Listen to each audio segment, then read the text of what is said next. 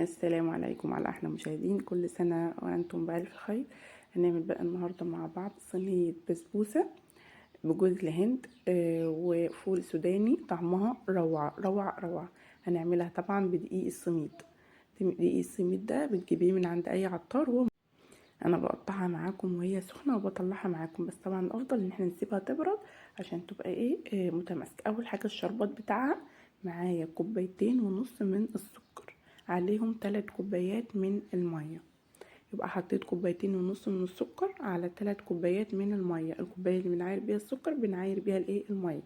هرفعهم على النار، واول ما يبدأ يغلوا معايا بسيبهم يغلوا لمدة 5 دقايق، وبعدين انزل عليهم بعصرة من عصير الليمونة، نص ليمونة، وحطيت كيس من الفانيليا بس، وهقفل عليهم. وكده الشربات بقى جاهز معايا. نيجي بقى المقادير البسبوسة. معايا هنا دقيق السميد، هحط منه 3 كوبايات دقيق سميد. الكوباية طبعا اللي بنعاير بيها نمشي بيها في كل المعيار. معايا 3 كوبايات اهو، ده دقيق سميد. هحط بقى عليهم 3/4 كوباية من السكر اهي، 3/4 كوباية من السكر عليهم نص كوباية من جوز الهند. وهحط طبعا باكو بيكنج باودر، الباكو ده بيعادل معلقة كبيرة من البيكنج باودر. هقلب بقى المكونات الجافة مع بعض، السميد مع السكر مع جوز الهند مع البيكنج باودر، بقلبهم كويس قوي عشان يختلطوا ويمتزجوا ببعض. وبعدين هنزل بقى بالمواد السائله. ايه هي المواد السائله معايا كوبايه من الزبادي، عليها نص كوبايه من الزيت او السمنه عادي جدا. اهم حاجه لما نستخدم زيت نستخدم زيت ذره او زيت عباد شمس، تمام. آه هحط نص كوبايه من الزيت او نص كوبايه من السمنه. وطبعا شايفين لسه البسبوسه ما مسكتش معايا، هستخدم ايه بقى؟ معلقتين او 3 من اللبن. هحط معلقتين استخدمت بالظبط معاكم 4 معالق من اللبن.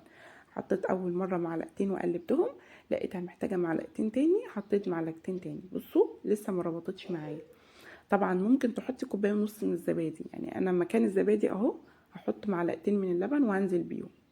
حطيت كده في الكوبايه بتاع الزبادي معلقتين لبن، وقلبت بيهم باقي الزبادي اللي في الكوبايه ونزلت بيه. هحط كمان معلقتين كمان اهو، معلقتين بس.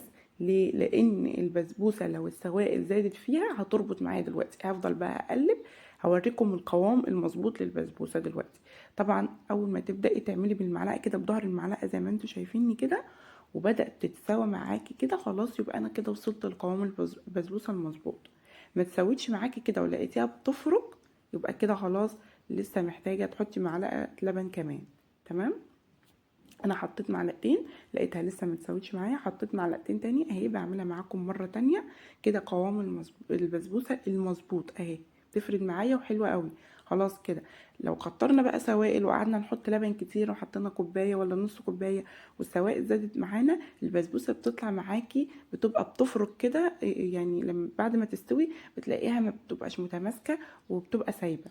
طيب بعد جبت صينيه هنا دهنتها بالزيت او السمنه، وابدا ان انا هفرد بيها البسبوسه. طبعا انا برضو كمان بدهن ايديا زيت عشان ما تلزقش معايا. ادهن ايديك زيت او ميه، ونبدا نفرد البسبوسه في الصينيه. ومعايا بقى هنا فول سوداني طبعا متقشر ونضيف. ببدا احط بقى كل نص فوله وارصهم كده في الصينيه زي ما هتشوفوا معايا. طبعا انا مشغله الفرن يبقى سخن من قبلها على درجه حراره 180، وبحطها على الرف اللي في النص على السلك، وبشغل الفرن والمروحه عشان المروحه توزع لي الحراره جوه الفرن. بس بشغل الفرن وبحطها على الرف اللي في النص، وبشغل المروحه بتاعه الفرن. بتاخد معايا حوالي كده 25 دقيقه او تلت ساعه، يعني هي ما بتاخدش وقت، هي زي الكيكه، يعتبر زي الكيكه. بعد ما طلعت بقى معايا كان معايا الشربات دافي، انا كنت عامله الشربات قبلها فكان الشربات دافي معايا. نزلت بقى بالشربات وهسيبها تشرب الشربات كله. وحطيت كده وهو الشربات لسه بيتشربها، حطيت شويه جوز هند عشان تلزق فيها مع الشرب، عشان تلزق فيها مع الشربات بس. وهبدا بقى ان انا اقطعها زي ما انتم شايفين كده معايا. مش عايزه اقول لكم بقى على الطعم، انتوا هتجربوها تحكموا بنفسكم طعمها عامل ازاي. بجد تحفه. طبعا انا بقطعها معاكم وهي سخنه، كل ما تسيبيها تبرد معاكي كل ما هتبقى متماسكه وكل قطعه متماسكه ببعضها.